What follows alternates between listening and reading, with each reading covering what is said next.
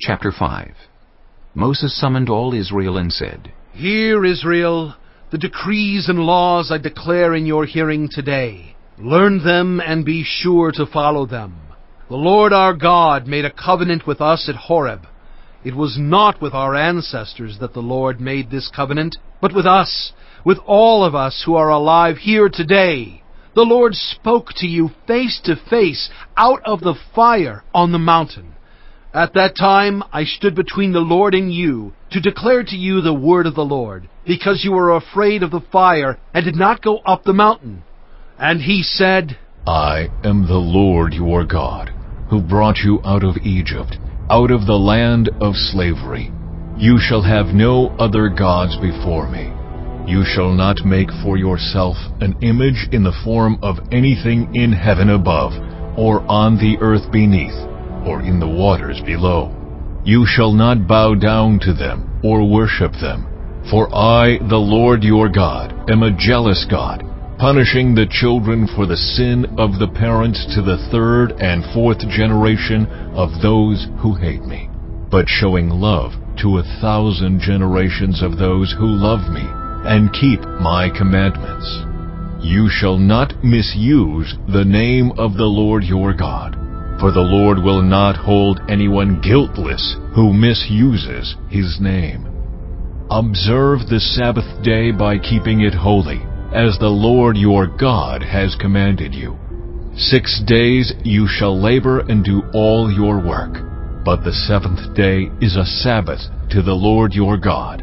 On it you shall not do any work, neither you nor your son or daughter, nor your male or female servant, nor your ox, your donkey, or any of your animals, nor any foreigner residing in your towns, so that your male and female servants may rest, as you do. Remember that you were slaves in Egypt, and that the Lord your God brought you out of there with a mighty hand and an outstretched arm. Therefore the Lord your God has commanded you to observe the Sabbath day. Honor your father and your mother, as the Lord your God has commanded you, so that you may live long, and that it may go well with you in the land the Lord your God is giving you. You shall not murder. You shall not commit adultery. You shall not steal. You shall not give false testimony against your neighbor. You shall not covet your neighbor's wife. You shall not set your desire on your neighbor's house or land, his male or female servant, his ox or donkey, or anything that belongs to your neighbor.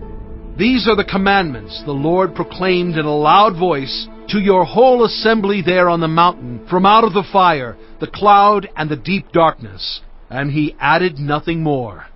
Then he wrote them on 2 stone tablets and gave them to me. When you heard the voice out of the darkness, while the mountain was ablaze with fire, all the leaders of your tribes and your elders came to me, and you said, The Lord our God has shown us his glory and his majesty, and we have heard his voice from the fire. Today we have seen that a person can live even if God speaks with them. But now, why should we die? This great fire will consume us, and we will die if we hear the voice of the Lord our God any longer. For what mortal has ever heard the voice of the living God speaking out of fire as we have and survived? Go near and listen to all that the Lord our God says. Then tell us whatever the Lord our God tells you. We will listen and obey. The Lord heard you when you spoke to me, and the Lord said to me, I have heard what this people said to you. Everything they said was good. Oh, that their hearts would be inclined to fear me and keep all my commands always, so that it might go well with them and their children forever. Go, tell them to return to their tents, but you stay here with me, so that I may give you all the commands, decrees, and laws you are to teach them to follow in the land I am giving them to possess. So be careful to do what the Lord your God has commanded you. Do not turn aside to the right or to the left.